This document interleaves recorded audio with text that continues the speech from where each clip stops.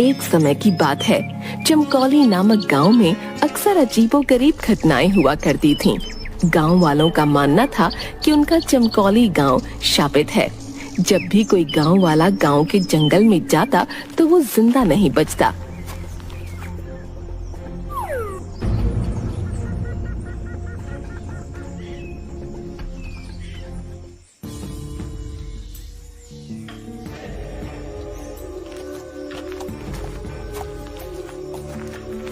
एक दिन गांव का चंदू किसान अपनी गाय के साथ जंगल के रास्ते होते हुए गांव जा रहा था। अरे रात काफी हो गई है, मुझे जल्दी निकलना चाहिए था, लेकिन ये गौरी जंगल में चरने लग गई और देर हो गई। गौरी, अब चल जल्दी से, इस जंगल में बहुत अनहोनी घटनाएं होती रहती हैं। चंदू डरता हुआ अपनी गाय के साथ थोड़ा आगे बढ़ता है तो उसे पेड़ के नीचे एक बुढ़िया घूंघट ओढ़े दिखाई देती है, जो देखने में काफी डरावनी लग रही होती है।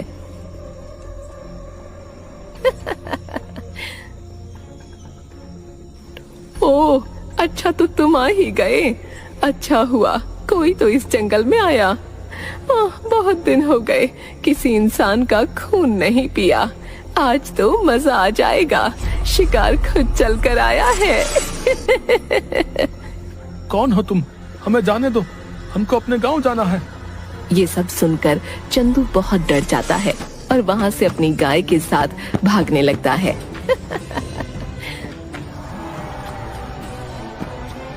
भाग, अरे तेज भाग मेरी गौरी, नहीं तो आज हम दोनों नहीं बच पाएंगे।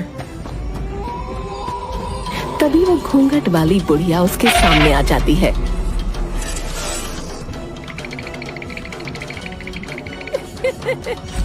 अपने लंबे लंबे नाखूनों से चंदू को मार डालती है, उसके बाद उसकी गाय को भी।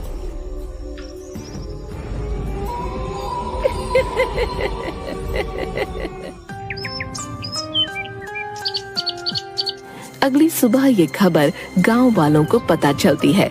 गांव के लोग ये जानकर बहुत हैरान हो जाते हैं। अरे भैया, सुना है उस घूंघट वाली बुढ़िया ने कल रात चंदू किसान और उसकी गाय को मार डाला। भैया, ये तो अच्छा नहीं हुआ भैया। हाँ भैया, अब तो इस गांव में रहते भी डर लगता है, लेकिन क्या करें भैया, गांव छोड़कर भी तो नहीं जा सकते ना। वो जो जंगल है वो गांव के बीचों बीच ही पड़ता है भैया, आखिर जाएं भी तो कहाँ। और ये बोलते हुए वो दोनों बहुत उदास हो जाते हैं। चंदू के मरने की खबर उसके घर पहुंचती है। चंदू किसान का बेटा पप्पू जोर जोर से रो रहा होता है।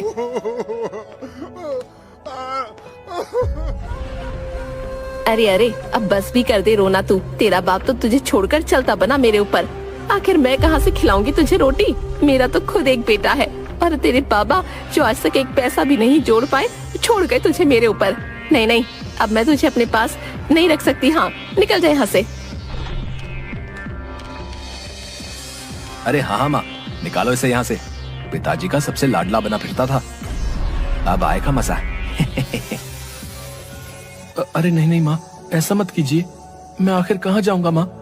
ऐसा मत कीजिए माँ, पिताजी के बाद अब आप ही मेरा सहारा है माँ। अरे वो सब मैं कुछ नहीं जानती, समझा? तुझे इस घर से जाना ही होगा, जा यहाँ से। जिसके बाद पप्पू वहाँ से बड़े उदास मन से चल देता है।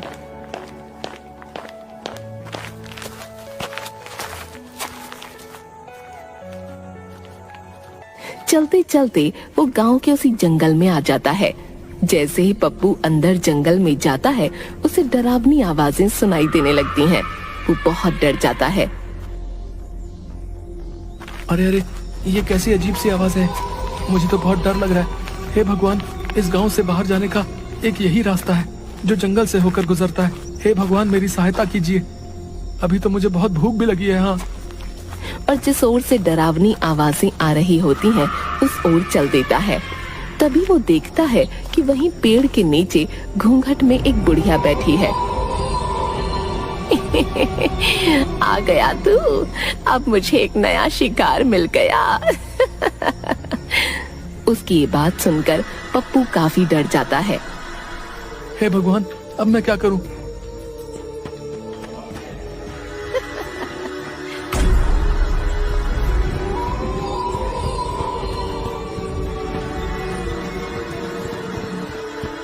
तभी भागते भागते पप्पू एक गड्ढे में गिर जाता है।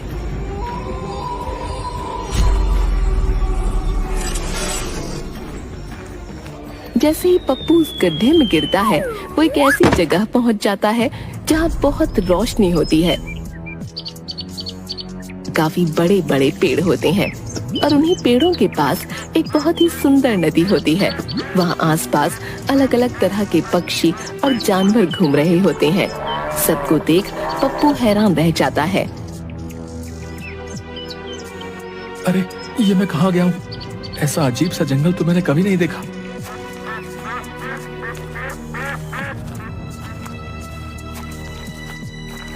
तभी वो थोड़ी दूर चलता है कि उस जंगल में गांव के वो लोग जो मर गए थे पेड़ से बंधे थे और साथ में पप्पू के बाबा भी थे।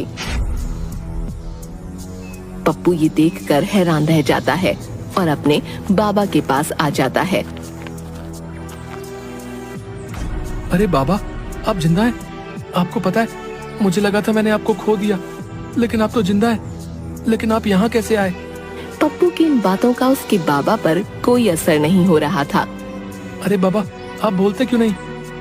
तभी पप्पू के पास एक अजीब सा दिखने वाला आदमी आता है जिसकी 3 आंखें होती हैं। पप्पू उसे देखकर हैरान हो जाता है। अरे बेटा, तुम मुझसे डरो मत, मैं तुम्हें कुछ भी नहीं करूंगा। इस जादुई जंगल में आसानी से कोई नहीं आ सकता। अगर तुम यहाँ आए हो तो जरूर तुम में कोई खास बात अवश्य है। लेकिन आप कौन हैं?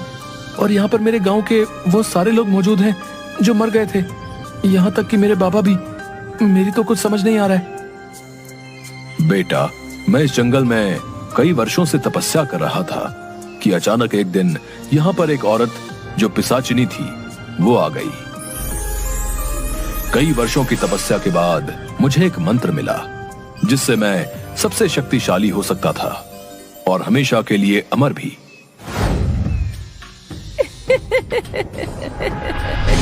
लेकिन इस बात की खबर उस पिशाचिनी को लग गई और यहाँ मुझे मारने आ गई। मैं पिशाचिनी हूँ। मुझे पता चल गया है कि तेरे पास वो जादुई मंत्र है। मुझे वो जादुई मंत्र बता, मैं इस दुनिया में अमर होना चाहती हूँ। उस समय अगर मैं पिशाचिनी को जादुई मंत्र नहीं बताता तो वो मुझे मार डालती, इसलिए मैंने उसे वो जादुई मंत्र बता दिया। लेकिन क्योंकि वो एक पिशाचिनी औरत थी, इसलिए उसे अमर होने के लिए उस जादुई मंत्र के साथ साथ कुछ लोगों के खून की भी जरूरत थी, जिनका खून पीकर वो अमर हो सकती थी। तब से ही पिशाचिनी अपना भेष बदलकर अलग अलग गांव में जाती है और लोगों को मारकर उन्हें यहाँ इस जंगल में ले आती है और उनका सारा खून पी जाती है।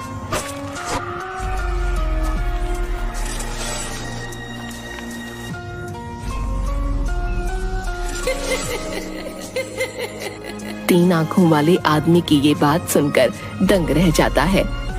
तो क्या अब मेरे बाबा और मेरे गांव के सभी लोग कभी जिंदा नहीं हो पाएंगे? बेटा, जिंदा हो सकते हैं, लेकिन इसके लिए तुम्हें एक कठिन राह से गुजरना होगा। वो घूंघट वाली औरत ही पिशाचिनी है जो तुम्हारे गांव के लोगों को मारा करती है।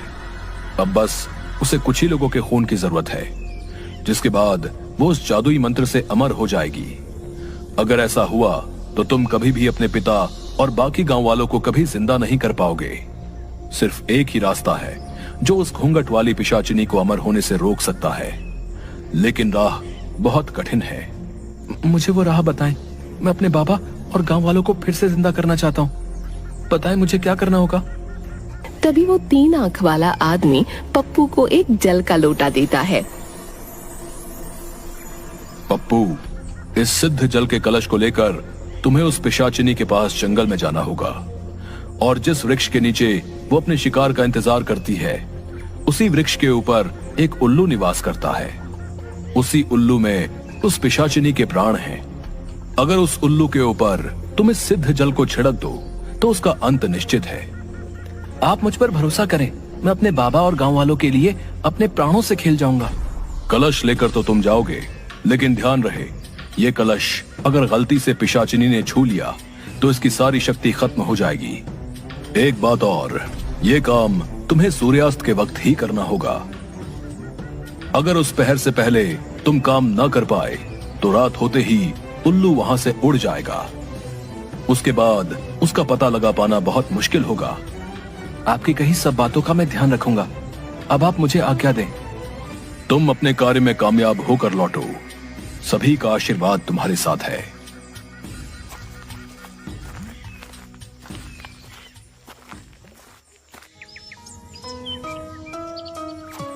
उसके बाद पप्पू जंगल में ठीक उसी जगह सूर्यास्त से पहले पहुंच जाता है।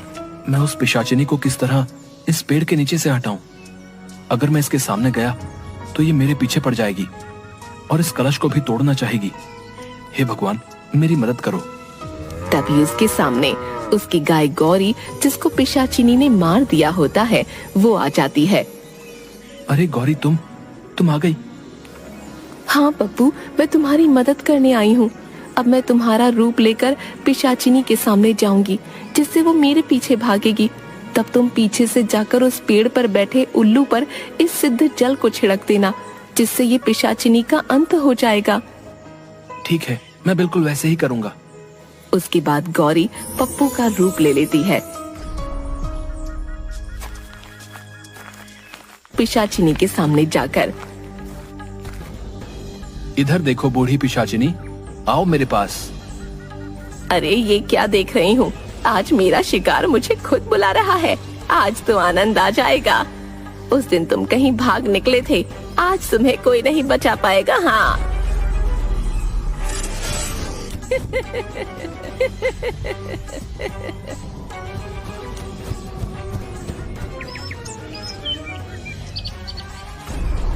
सूर्यास्त होने ही वाला है। यही वक्त है जब मुझे उस उल्लू पर जल छिड़ककर इस पिशाचिनी का अंत करना होगा। पप्पू झट से उस पेड़ पर चढ़ जाता है और देखता है कि एक बहुत भयानक सा उल्लू पेड़ की डाल पर बैठा हुआ है। पप्पू कलश से जल उस पर छिड़क देता है, जिससे उल्लू जलकर खाक हो जाता है।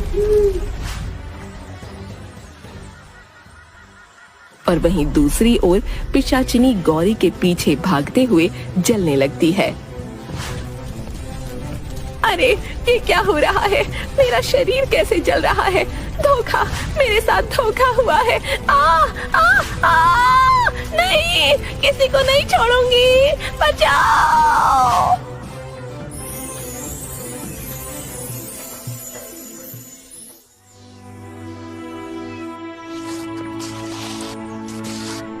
धन्यवाद ईश्वर, मैं इस राक्षसी का अंत करने में सफल हुआ। उसके खत्म होते ही पप्पू के बाबा और सभी गांव वाले उस 3 आंख वाले आदमी के साथ वहां आते हैं, जिन्हें देखकर पप्पू बहुत खुश हो जाता है। अरे बाबा, आप जिंदा हो गए। मेरे प्यारे बाबा, देखो मैं आपको अपने पास फिर से ले आया। हाँ मेरे बच्चे, देख मैं तेरे पास आ गया हूँ। वाह पप्पू, तुम सच में बहुत बहादुर और साहसी हो। तुमने उस पिशाचिनी घूंघट वाली बुढ़िया को हमेशा के लिए मुक्त कर दिया है। अब वो बहुत दूर जा चुकी है। अब तुम्हारा गांव शापित नहीं रहा बेटा। अब किसी भी गांव वाले की मौत नहीं होगी, और ये सब तुम्हारे ही कारण हो पाया है। ये सुनकर वापस जिंदा हुए सारे गांव वाले भी पप्पू का धन्यवाद करने लगते हैं। मुझे माफ कर दो पप्पू, मैंने तुम्हारे साथ बहुत गलत व्यवहार किया। मेरे मन में आपके लिए कोई कड़वाहट नहीं है माँ। देखो पिताजी अब हमारे साथ हैं। हम सब अब साथ रहेंगे। अरे वाह बेटा, तुमने जो हमारे लिए किया वो कोई नहीं कर सकता था। तुम वाकई ही हमारे गांव के नायाब हीरे हो। हाँ, हम तो तुम्हें पाकर धन्य हो गए बेटा।